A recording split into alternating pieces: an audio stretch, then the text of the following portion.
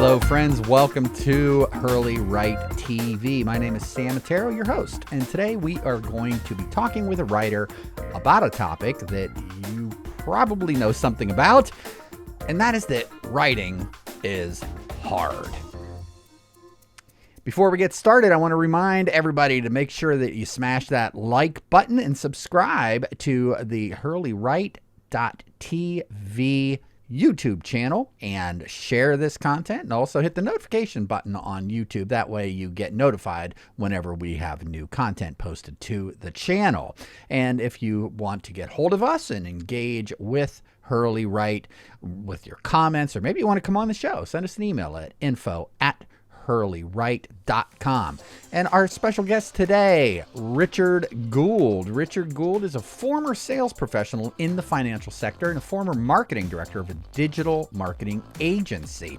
He now owns his own writing and content production business, providing professional writing services to a wide range of industries. Richard Gould, thank you so much for joining us on the show today. Thank you for having me. I'm glad to be here. As I said at the beginning of the show, writing is hard. So you chose a difficult profession, Richard, apparently. Tell us a little bit about your transition from working in the financial sector and then marketing to becoming a professional writer.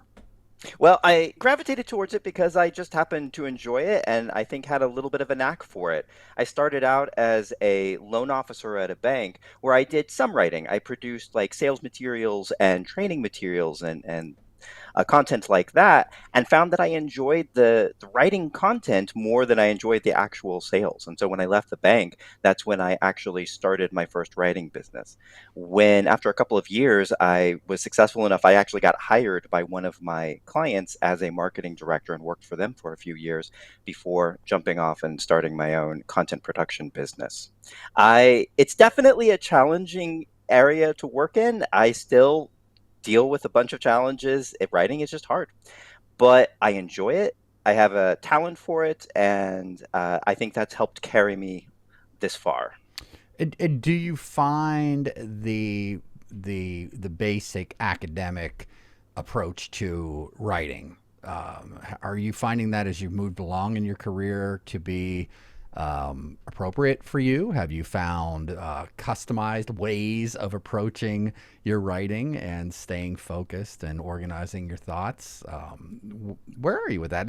Some advice to somebody out there just starting out that maybe wants to end up where you are, and they're hanging up on the way that the prof taught them in college.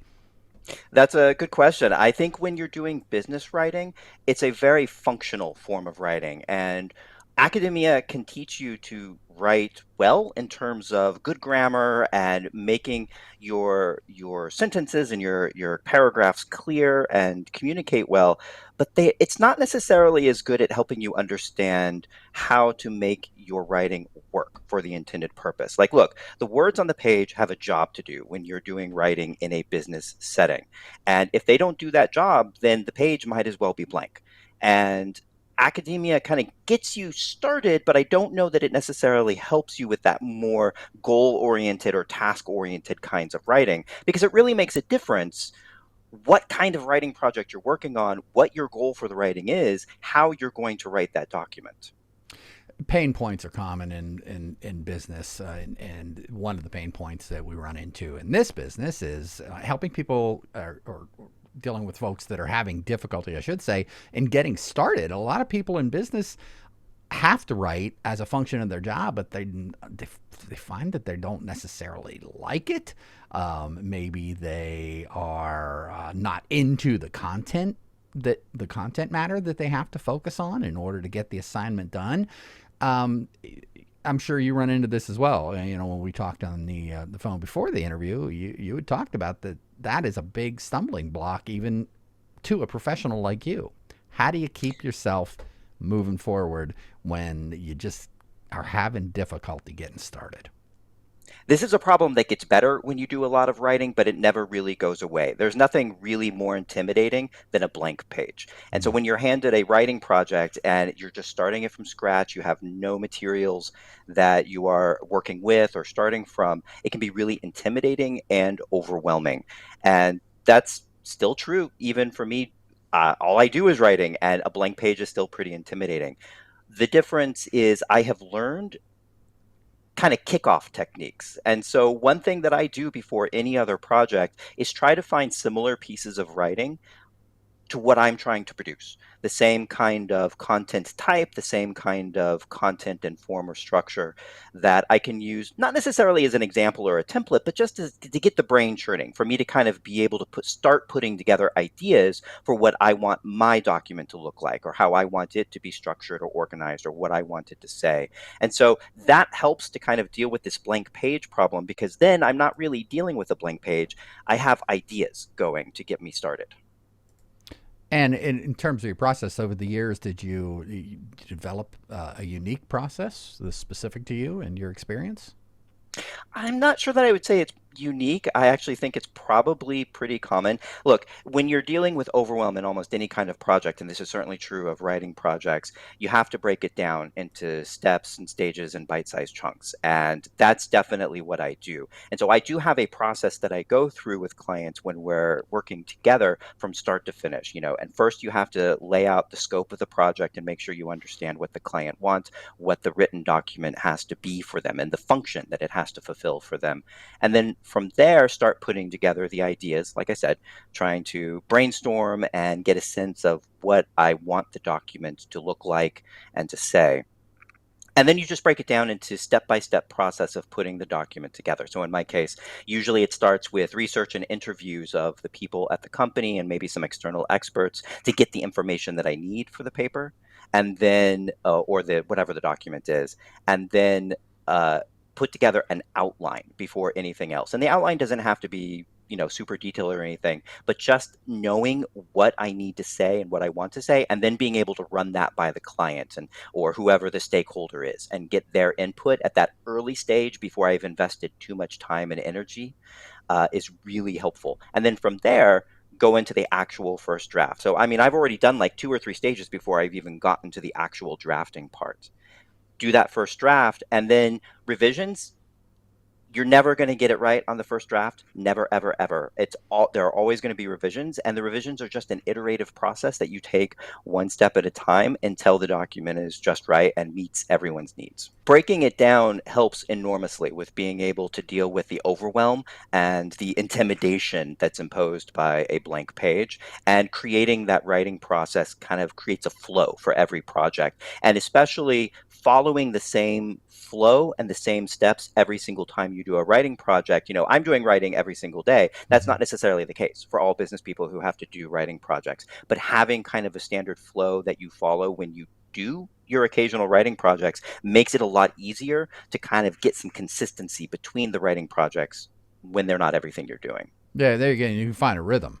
Another thing I thought was interesting, that you had brought up in our talk was the topic of knowledge gaps. And I mean, as a former web designer, as a video producer as well, we're when you're in the creative realm, and an engineer at work is writing what they know. It's what they always do, and it's what they know that their audience is looking for. And that's a different type of writing, but serving a client and helping them articulate their business and put their business information out there to the world when maybe you're not real familiar with their business. Sometimes that knowledge gap can be a real challenge. So communication definitely is key, right? Absolutely. I actually just finished writing a technical paper for a company that works with drones and uses drones in engineering applications. It was super interesting material. Like, I really enjoyed working on the paper, but I knew nothing about drones or about the engineering applications that they work with. And so I was starting from scratch just in terms of my knowledge of the subject matter. And so the initial process was really a lot of information gathering. I was just describing kind of the step-by-step process that I follow, and there are at least a couple of steps before I even get to drafting. And sometimes the drafting is not even the meat of the process. It's just one smaller step. Sometimes it's the information gathering that is the biggest step in the process. And that's just, you talk to people. You talk to the experts who do know this, and I view myself in those cases almost less as a writer than as a translator, taking their knowledge and trying to translate it into a way that would be understandable to whoever their intended audience might be. That's a great point. Um, what about though? You found drones interesting, but what about if you're dealing with a subject that, quite frankly, is kind of dry and kind of boring, and you're just not into that? That makes that creative process doubly difficult.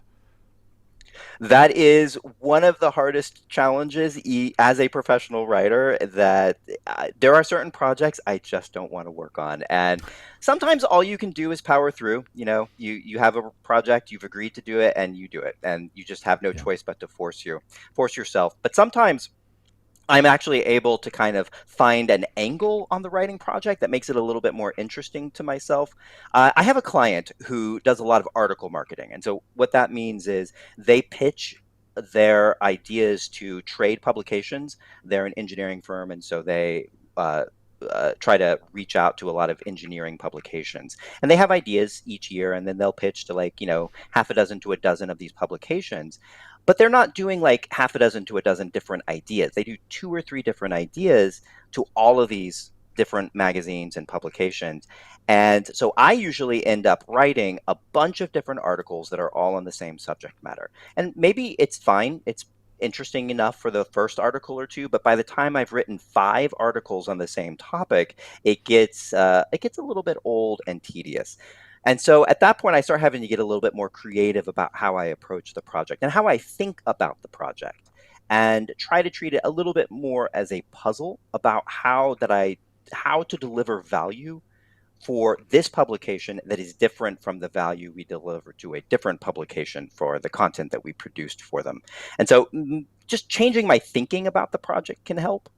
I'll be honest with you, though, one of the simplest and best techniques that I have for dealing with the boring projects is just making sure there's a firm deadline attached to the project, and knowing that I have to deliver it by a certain date and have to schedule it in a certain way for that, because otherwise I can procrastinate endlessly on these projects I'm not interested in. Okay, great place to stop and have a learning moment with the experts at Hurley Write Incorporated.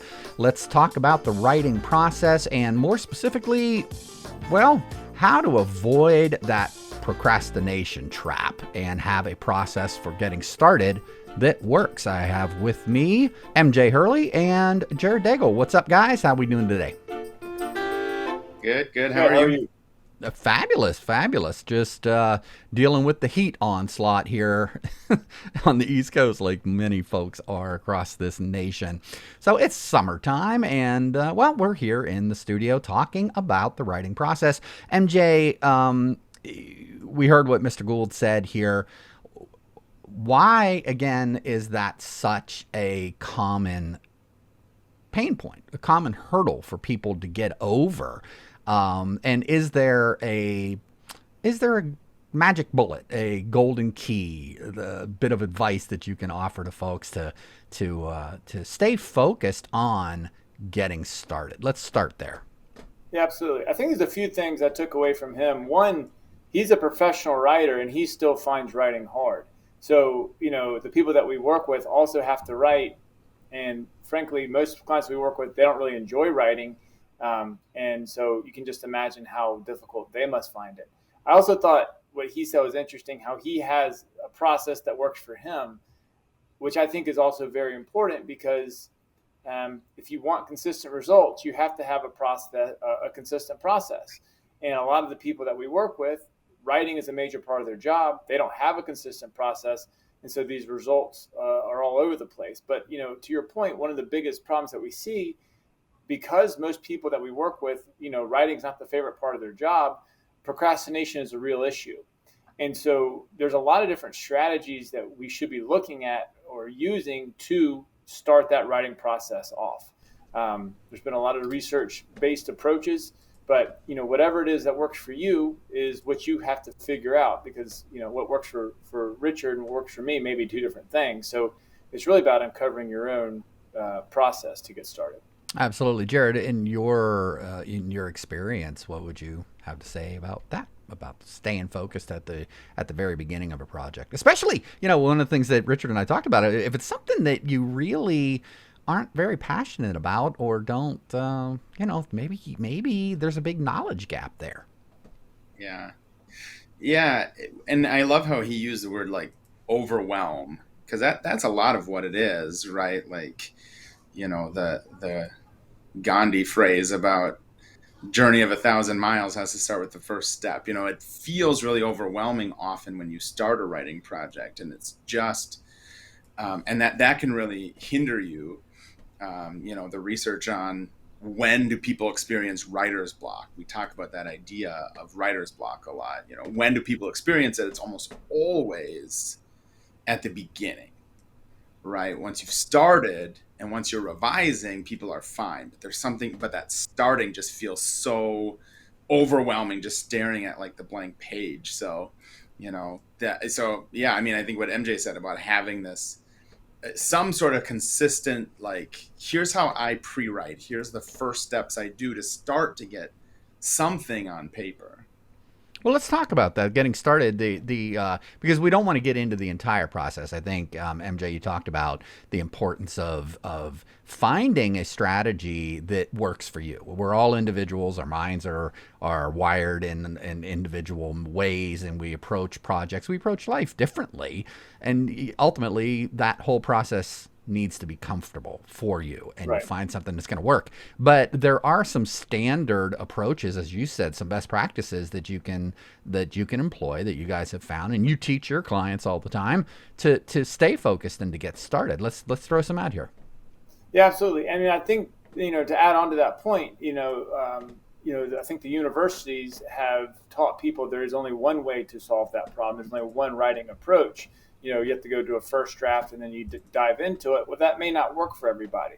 As Richard said, he likes to take a walk. That's what is known as incubation, where you let the ideas marinate and then you come back to it 30 minutes later, the next day.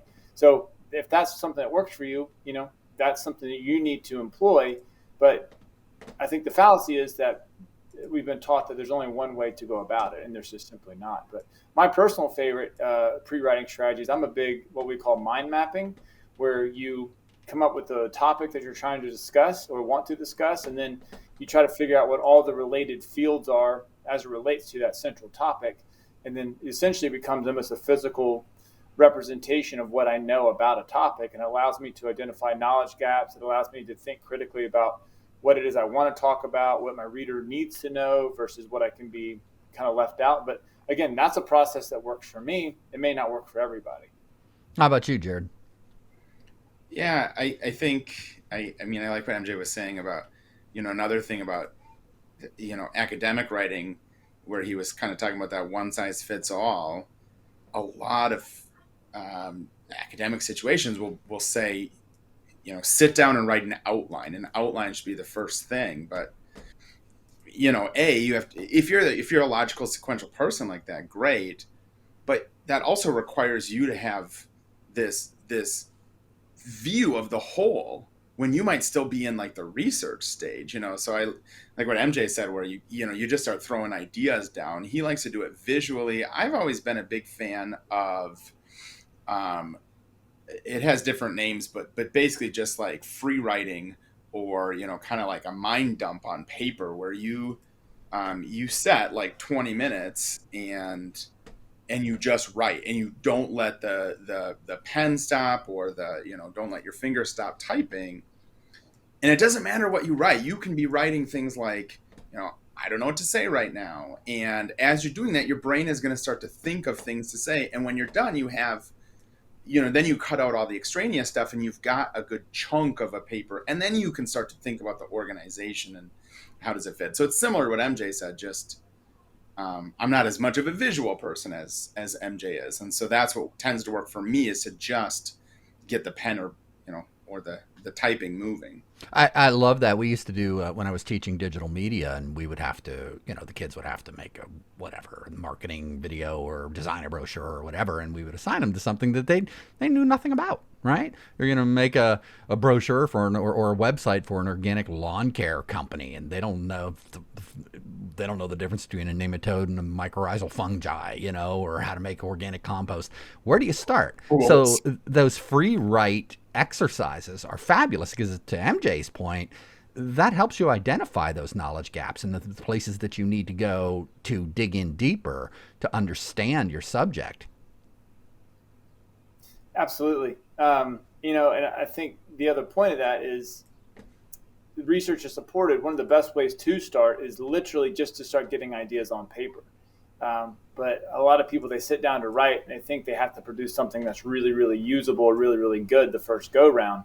And nothing says that that's how you have to operate. I mean, your first two drafts can be terrible, and that's fine.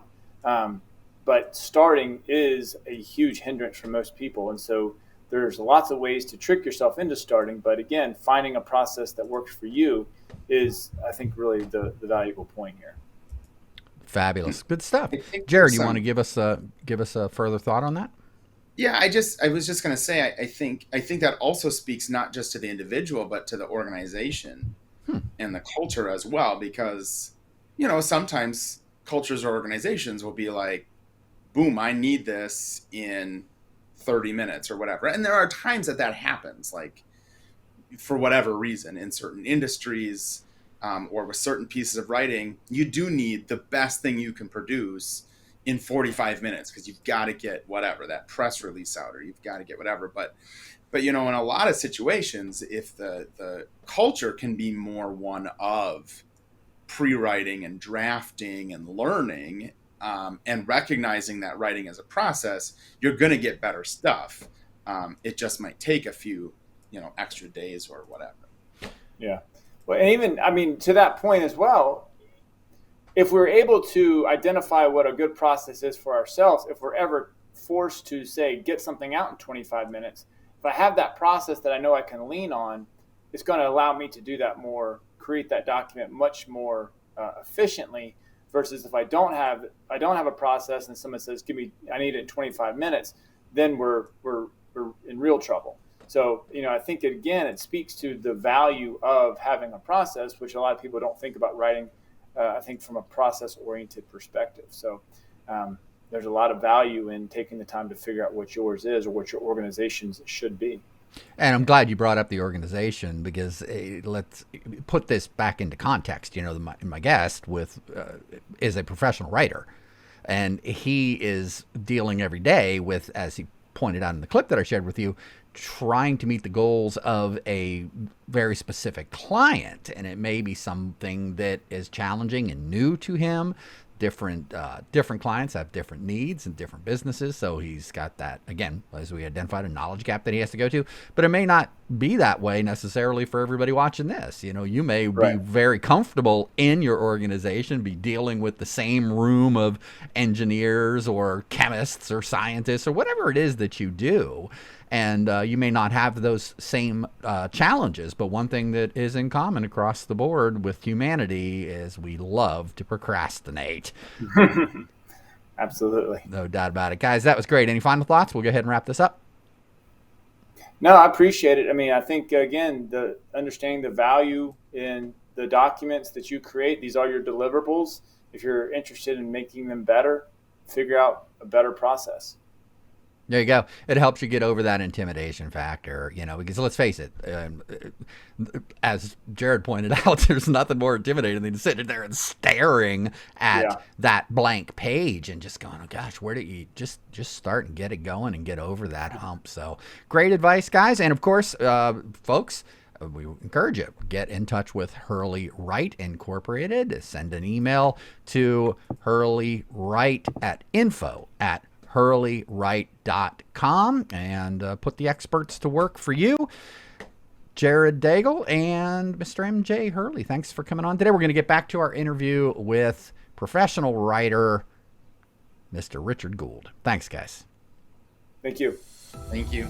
And so if I were someone working within a professional organization and I maybe didn't have like a firm deadline, I might ask someone to give me a deadline, my boss, for example, to be kind of an accountability partner for myself to make sure I was working towards a specific date. Right. And I love how you're bringing this up, this common thread through this discussion here, the interaction with your client and making sure that the communications are clear, that expectations are clear.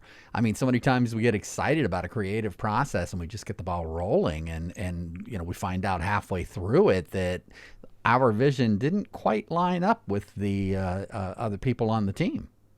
Absolutely. And the answer is communication, communication, communication, communication. Like sometimes you can't avoid it. Like sometimes the scope or the needs for the project kind of evolve as you're working on it. I have a client right now where they're working on a piece of content. They got landed an interview with someone really high profile in their field and wanted to make hay out of that information, but couldn't figure out how to do it, whether they wanted to write an article, a paper, do a video, what they wanted to do with it. And so it's kind of evolved as we've been working on it. And in that case, all you can really do is kind of roll with the punches.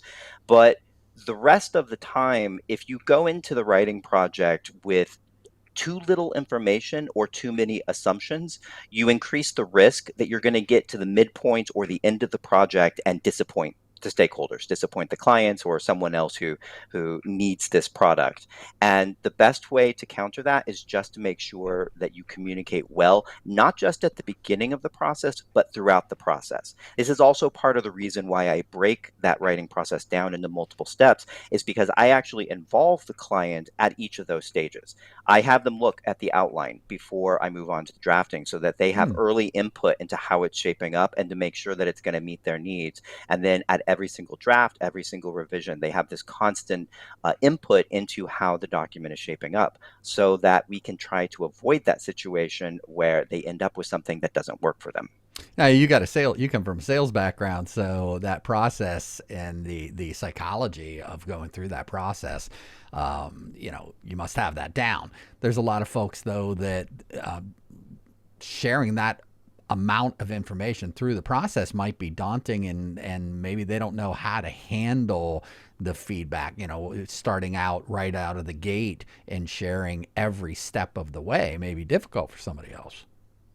You mentioned something that I think is really interesting. So you mentioned about the psychology of the process that I follow, and I think that's something that people don't think about writing projects, or maybe about projects in general. It's just that these projects occupy a certain amount of psychological space. Like some projects may be really, they may have a lot writing on them. They're really important, or you feel insecure about them, particularly if you are someone who is not accustomed to writing. Writing isn't your primary function, and yet you're producing this document that people can then critique. You're making yourself vulnerable in a way that I think a lot of people can underestimate. And so there's a psychological space that's associated with the projects that's different from like the amount of time that the project is going to take. And you can end up spending an inordinate amount of time just worrying about the project, just thinking or ruminating on the project, doing unnecessary planning or contingency planning and so on and so forth. And sometimes the best thing that you can do with these projects is not write. Like sometimes the best thing you can do if you feel yourself getting overwhelmed is go take a walk, get outside, oxygenate, or do something else for a little while and kind of let some of that overwhelm and some of that, if you're having like intrusive self-doubts, let some of those settle down before actually trying to tackle the writing project. Great advice. Any closing thoughts for those that have tuned in to glean some of your expertise? So, some of these pain points that we've been discussing, they're just perennial. They occur with almost any writing project. And the fact that, all I do is write day in and day out, and I still face these challenges. But they get easier. They get a lot easier with strategy and organization as you're writing. And as you practice and write more documents, and as you learn more skills about becoming a writer and become a more talented or skilled writer, a lot of these challenges become, they're little tiny roadblocks. They're not necessarily obstacles, or they won't stand in your way of producing a successful written document. Fabulous. Richard Gould, I want to thank you so much for your insight and the encouragement that you're giving those that may want to follow in this path. And thanks again for coming on the show. We really appreciate it. Thank you. Absolutely. Take care. Okay, and there you have it. Another episode of Hurley Write TV in the digital bag, as we say. Our special guest, Richard Gould. We appreciate him coming on today, and we want to encourage everybody that is watching on YouTube to keep in contact with us, whether it's through the YouTube comments or sending us an email at info@hurleywrite.com. Let us know your thoughts, and if you'd like to come on the show, we would love to hear your thoughts about that. For Hurley Write Incorporated, my name's Sam Otero, and I am out.